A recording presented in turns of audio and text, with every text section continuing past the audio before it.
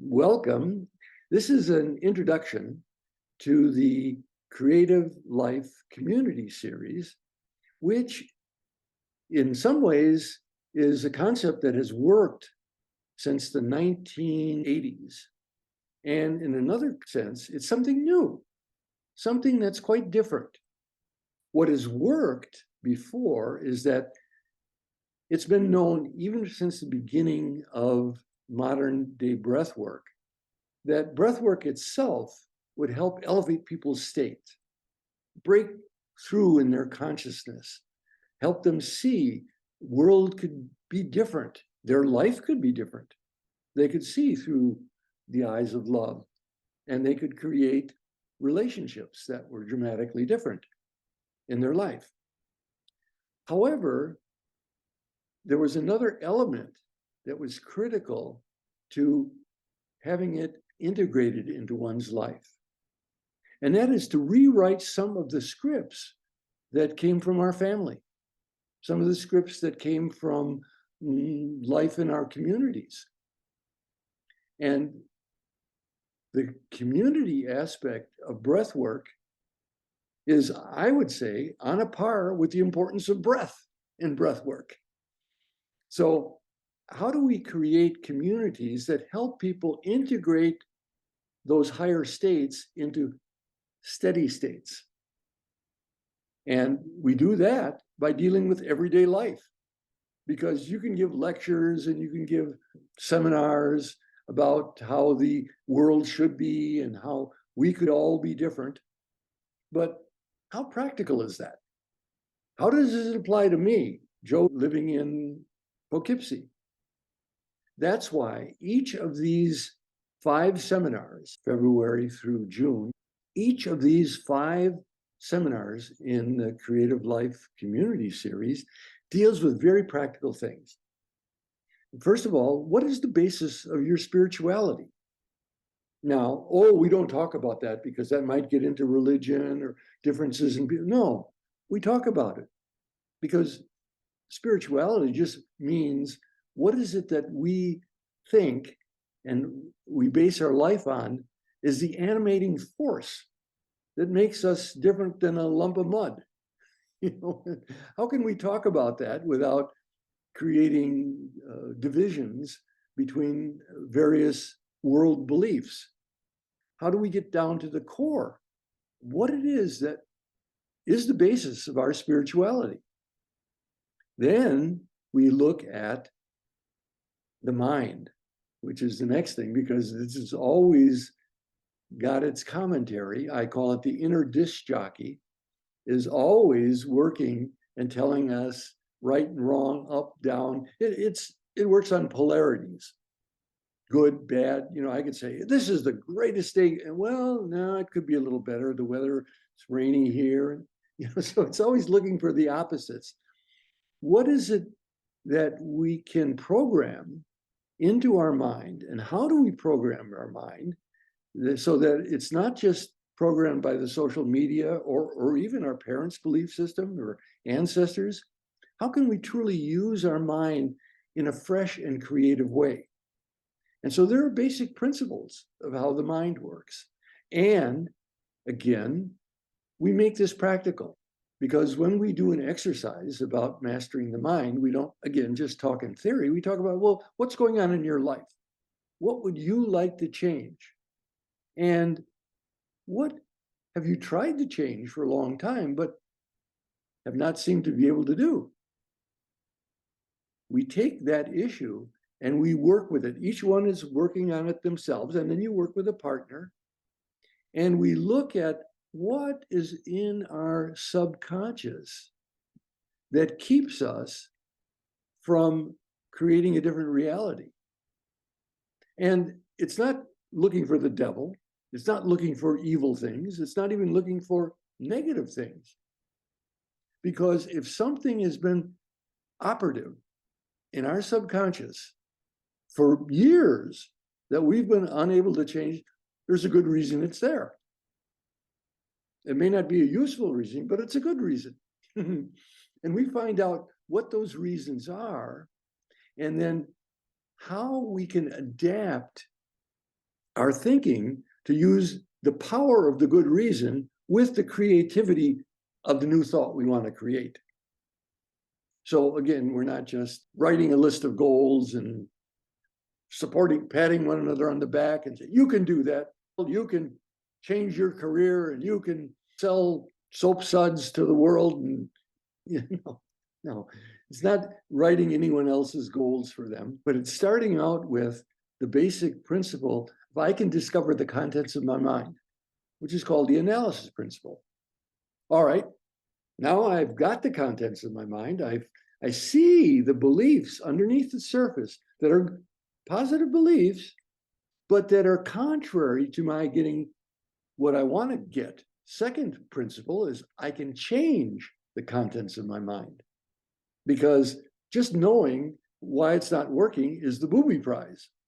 Oh, I know why I'm not happy. I'm still not happy, but I know why I'm not happy. Okay, so what are the tools that we use to change those limiting beliefs and to bring them together with the power of our creative intention? And then finally, we can write new goals that now are not sabotaged by our own subconscious. So that's the first day. Okay, that's the spiritual psychology day. Then we work with body mastery. And what I'm attempting to show here is that each of these topics, each of these 5 topics, aren't old-fashioned. It's like, well, who's interested in mastering their mind? You know, they used to do that in the old days. Now we just kind of bumble along. No, these are all relevant topics, and they're going to continue to be relevant in everyone's life, at least as long as we're on the planet. Body mastery. And here, again, we're not looking to levitate or to grow a new limb, or we're looking to see how our body is an energy conducting system. And we can have some influence about how we conduct this energy in its natural flow of charge and discharge, but also the energy fields around us. You know that they've been charted, you know, that there's various zones of intimacy around us. Again, we might know these facts, but then we forget it and we barge into someone's energy field unconsciously, and all of a sudden they're upset. And we wonder why. It's especially important for us to know this as breath workers and to be able to read those energy fields of people. And the third aspect of this, which I haven't seen taught much anywhere else, is what are the patterns in our body that are copied directly from our parents?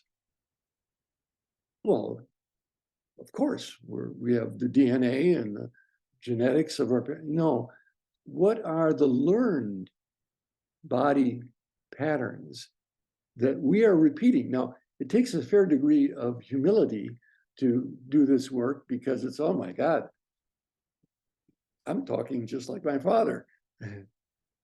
I have mannerisms that are just, so there's where we got to see, yeah, we've inherited quite a bit, and it's not all bad. You know, there are things that we've inherited that are pretty darn good. And there's some things, again, that, you know, we can upgrade, we can do better on. But again, this is not just talking in general. Each person is working with this individually and with a partner to hit the nail on the head for their life. The third seminar is on prosperity. And what is our general sense of abundance? Are we living in a universe, in a world, let's bring it down to this planet, are we living in a world where we feel abundantly supported? This has nothing to do with how much you have in your bank account. Well, it might have something to do with it, but not much. It's not the core of it, because there's people with all different numbers in their bank accounts that are either happy or unhappy, either feel like they have enough or they don't. Generally, if you ask the general populace, how much is enough? How much is abundance for you? it's always a little bit more than what I have now. Or maybe a lot more than I have now, but it's never quite there. So what are the principles that we have absorbed from our culture and from our family that still are generating a daily sense of enoughness or lack in our life? Again, it's not, here are some common ones. No, what are the ones in your family? Let's write them down. Let's put them under the microscope. Let's field test them. How's that working for you? Okay. And then the whole day has got a series of dealing with the laws of wealth, as it were. How do we earn money, and what are the patterns of our earning that we have repeated in our life? What's working, what's not working? How about saving money? How is that? Is that okay? Is it something that's just natural? Or do we have, say, holes in our pocket? It seems to go in and out for us. Spending, you say, well, what's the problem with spending? Well, a lot of people have a problem with spending and always thinking that my bills exceed my income, for example. And there are games that we play with these things. We just don't wring our hands or think of clever ways to do something different. I like to approach this work in seminars with a sense of play. And so we play games. And I give examples of what people have done in the past to change some of those thoughts, which just are repeating loops. And investing. What are the general laws of investing that will work for you? So we want to come out of that with a greater sense of prosperity, but also tools, because there's a whole toolbox full of things there. But which ones are you going to select? Which ones are important and relevant to you? The fourth of the seminars is on loving relationships. And I say right from the get-go with this, I have adopted this from the work of Sandra Ray, who has been teaching the Loving Relationships seminar since the 1970s. I swear she got some divine download on basic relationship patterns that haven't gone out of style whatsoever. And there are things that when you hear them, you say, oh, yay, right. That hits the nail on the head for me. And then again, what to do about them. All of these seminars have exercises that are done alone, in writing, physically, shared with a partner, a small group, or a large group. So there's a lot of variety in how we interact. And with the Creative Life Community Series, we will be interacting in the first part of the day with our local group, and in the second part of the day with the communities around the country, and maybe even outside the country. So the richness that we bring into this is truly exponential. The fifth one is called completion. And okay, so we spent 5 months together. We've done breathing together. We've done exercises together. We've laughed, we've cried. How do we come out of this feeling complete? And what is completion, by the way? Well, we look in this final seminar at what's called the 5 biggies: birth trauma, parental disapproval syndrome, specific negatives, past life stuff, and the unconscious death urge. Oh, that sounds like fun. Well, actually it is when you get these suckers out of the woodwork and you look them in the eye, and they're not so big. We can deal with these. We want to come out of this series not only having done a total inventory and house cleaning, but have playmates, but have people who have been in the trenches with us, with whom we shared these things. We come out having the sense of a spiritual family. Okay, so how is this going to work, Jim? Because for 33 years, you had your group there in Milwaukee, and people would come from around the state. And like Steve Moe used to drive in from Rhineland, 6-hour drive back and forth to do this. So we're turning it up a notch. Just like you've seen, we have the ability now to either just have an in-house group, people gathered together in a meeting room, or a virtual group, people that gather together on the screen, or a hybrid group. We've got a group in the room, and we've also got people who are tuning in on the screen. You've seen me do this. We've got the tech support to do a hybrid group and to make these connections with communities around the country. And I had actually been the director of Leonard Orr's organization, Theta International, which connected these programs in cities around the country. So I've had some experience in what it is to link these cities and these seminars together in the old-fashioned way. But now, with the advent of our friend, the internet, and what we have today, we don't need to pack our bags and get on an airplane and people fly in. We have ways, and we've demonstrated we can do this. We've demonstrated that this is viable and that people actually get something from working in the virtual medium. In fact, they get something very deeply in doing that because we're making essential connection. And the screen disappears when you are making essential connection with someone else.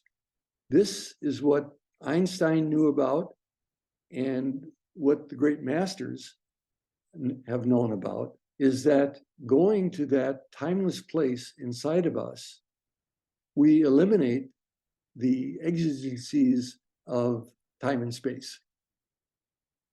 And so this is the purpose of the Creative Life Community Series, is to bring us all to that timeless place where we connect and we support one another in ways that we haven't been able to in the past. I think the world needs this now. Okay, let's get a little more practical. How is this going to work? Well, the day is split into two parts. The first part will be the local group working together. And then the second part will put all of the communities together. And I will teach the second part. People who are your virtual folks have the link to tune in to me and the other communities.